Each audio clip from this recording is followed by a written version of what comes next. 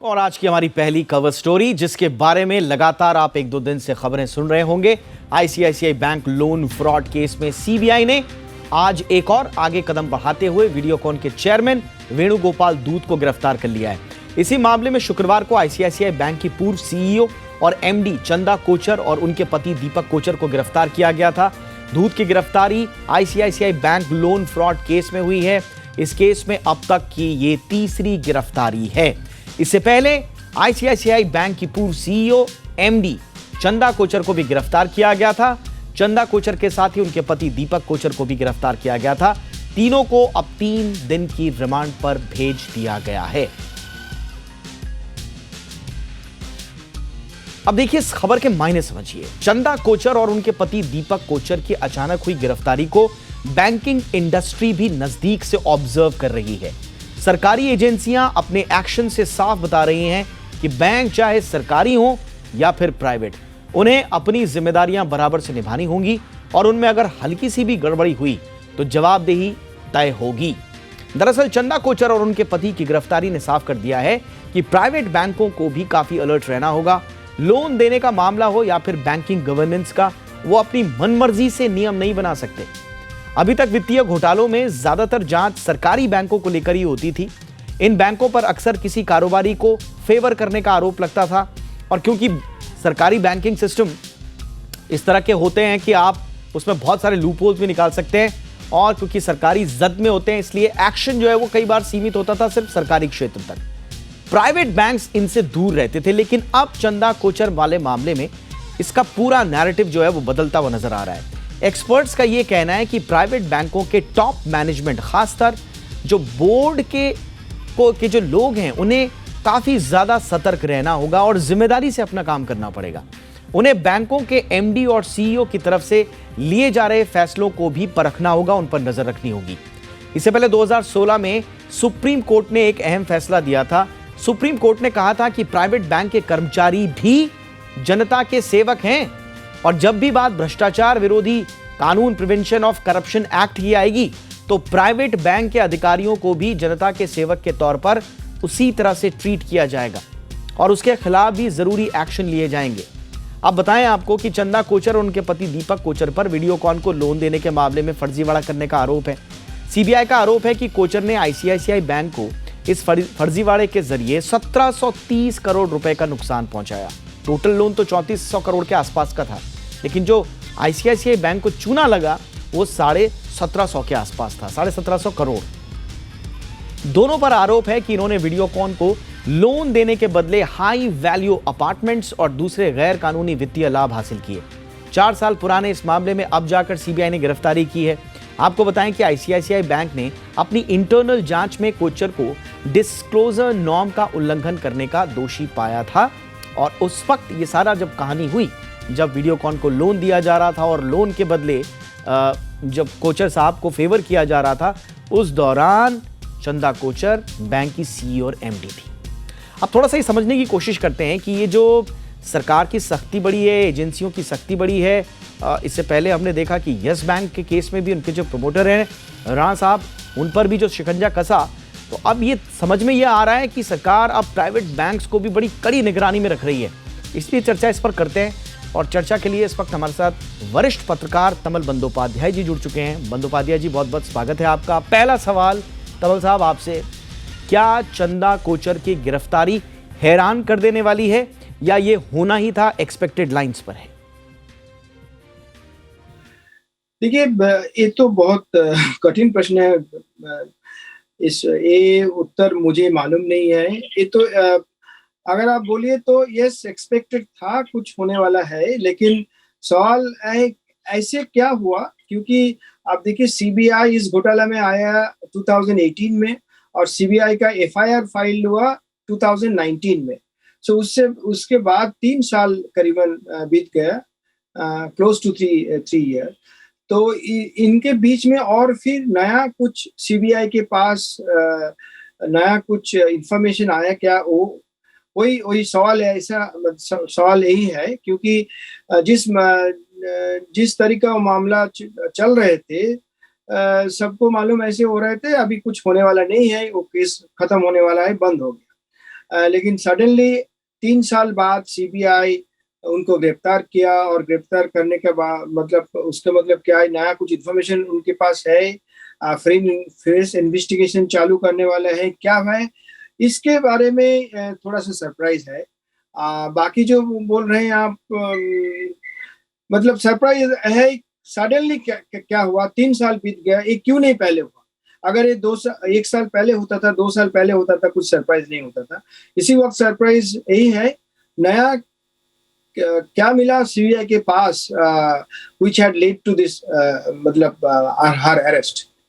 यानी कि एक्शन पर कोई सरप्राइज नहीं है, लेकिन जो टाइमिंग है, अचानक ऐसा क्या हुआ, ऐसा कौन सा सबूत हाथ लग गया सीबीआई के कि अचानक से गिरफ्तारी हुई, वो आपके लिए जरूर सरप्राइजिंग है। बहरहाल दूसरा सवाल ये है बंदोपाध्याय साहब, क्या इस गिरफ्तारी के बाद कहीं ना कहीं निजी बैंकों के एमडीज और सीईओज को भी ये मैसेज जा रहा है कि गड़बड़ी की तो सरकारी हो या निजी हो, बैंक में कोई अंतर नहीं किया जाएगा? देखिए, पिछले 5-6 साल जो सरकारी जो इन्वेस्टिगेटिव एजेंसी है, सीबीआई बोलिए, ईडी बोलिए, काफी अग्रेसिव है। आप काफी सारी बैंक में गिरफ्तार हो चुका। आप मान लीजिए, इवन पब्लिक सेक्टर बैंक भी, सिंडिकेट बैंक का सुधीर जैन गिरफ्तार हो चुका, यूबीआई का अर्चना भार्गव गिरफ्तार हो चुका, आईडीबीआई के काफी सारे, आईडीबीआई बैंक का भी चेयरमैन नहीं है लेकिन वेरी सीनियर एग्जीक्यूटिव, उनका भी अरेस्ट किया, इवन उनका सब। और इस काफी सारे आदमी को अपना लुकआउट नोटिस भेजा गया, आर्थर रोड जेल में भेजा गया। ये सब तो चल रहा है, इस घोटाला तो काफी दिन से चालू है। लेकिन सवाल एक है दैट वो जो लॉजिकल जो कंक्लूजन है, उनका जो कल्पेबिलिटी है, एक्चुअली जो गिल्ट जो बैंकर्स को है, इनका एस्टैब्लिश करना तो इतना आसानी नहीं है। तो जितने सारी अरेस्ट हुआ, काफी आप अगर परसेंटेज टर्म देखिए, कितने आदमी का एक्चुअली गिल्ट प्रूव हो चुका और कितना आदमी गिल्ट प्रूव नहीं हुआ। अब देखिए, करीबन बहुत सारी जो सीनियर एग्जीक्यूटिव को गिरफ्तार किया और जेल में, आर्थर रोड जेल में डाला गया, लेकिन उनका कुछ उसके बाद कुछ नहीं हो चुका, क्योंकि उनका एस्टैब्लिश नहीं, कोई जो कल्पेबिलिटी का एस्टैब्लिशमेंट नहीं था। तो that is the problem. Very rarely our investigative agencies वो मतलब एस्टैब्लिश कर चुका कल्पेबिलिटी। ऑफ कोर्स केस अलग अलग है। मान लीजिए कोई केस है, एक्चुअली वो जो मतलब उनके पीछे कोई घोटाला है नहीं, इसे genuine commercial decision went wrong, इस तरह का केस है। एक केस तो थोड़ा अलग है, ये थोड़ा ट्रायंगल है, क्योंकि वीडियोकॉन का पैसा आईसीआईसीआई बैंक दिया और वीडियोकॉन इन टर्न चंदा कोचर का हस्बैंड को मदद किया। इस तरह का केस है, थोड़ा सा डिफरेंट केस है। It's not a clear case of whether it is a sort of commercial decision of a banker has gone wrong or not, ऐसे नहीं है।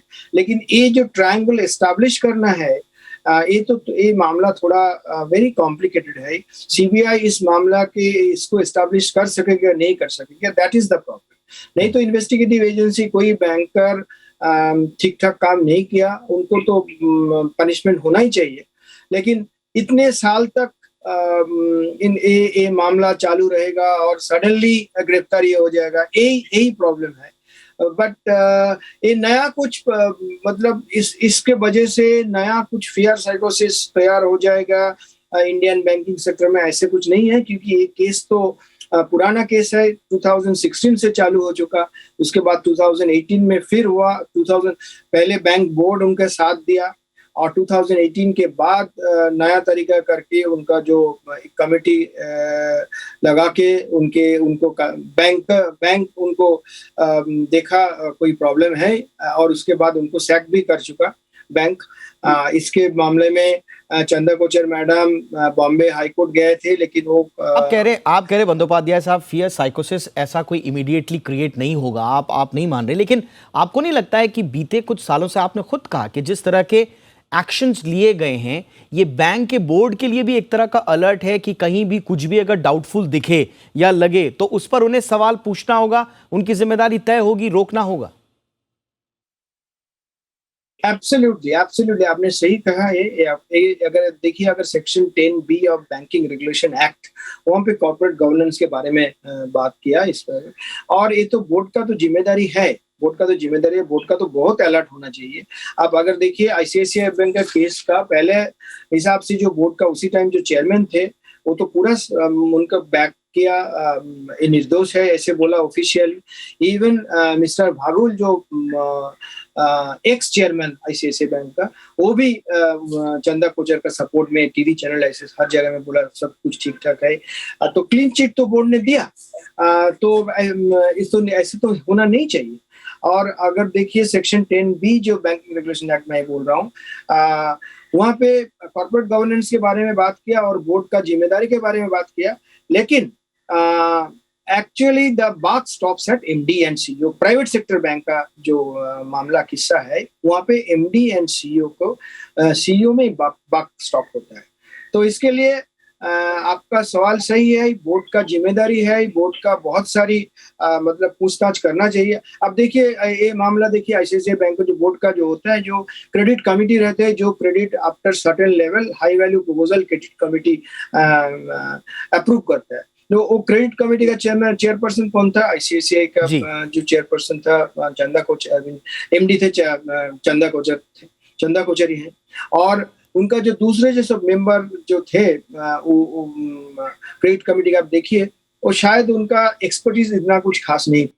तो उसका क्या मतलब है, कोचर मैडम जो डिसीजन ले रहे थे वही सही था, वही बैंक का बोर्ड वही। यानी कि जो बोर्ड की भूमिका है उस पर आप भी ये कह रहे हैं कि अब ज्यादा जिम्मेदार होगी कम से कम इस एपिसोड के बाद। लेकिन बंदोपाध्याय साहब, आखिरी सवाल मेरा है सेंटिमेंट से जुड़ा हुआ। पीएसयू बैंकर्स सीबीआई, सीवीसी और सीएजी के डर को सबसे बड़ा डर मानते हैं।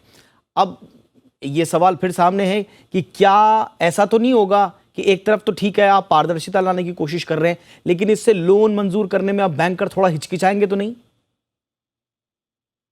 नहीं, ये तो सही बात है। इनफैक्ट अगर आप देखिए पब्लिक सेक्टर बैंकिंग इंडस्ट्री, वो तो अपने जो 3C आपके बारे में बोले, सीबीआई, सीवीसी एंड सीएजी, ये इनका जो लेंस है पब्लिक सेक्टर बैंकों को। लेकिन प्राइवेट बैंक तो इस तरीके अंडर लेंस है, 3C का लेंस में नहीं है। लेकिन ये जो क्रिमिनल्स कॉन्स्पिरेसी रहते हैं और कुछ ठीक ठाक नहीं हुआ, इस तरीका मामले में सीबीआई आ जाता है, ईडी आ जाता है।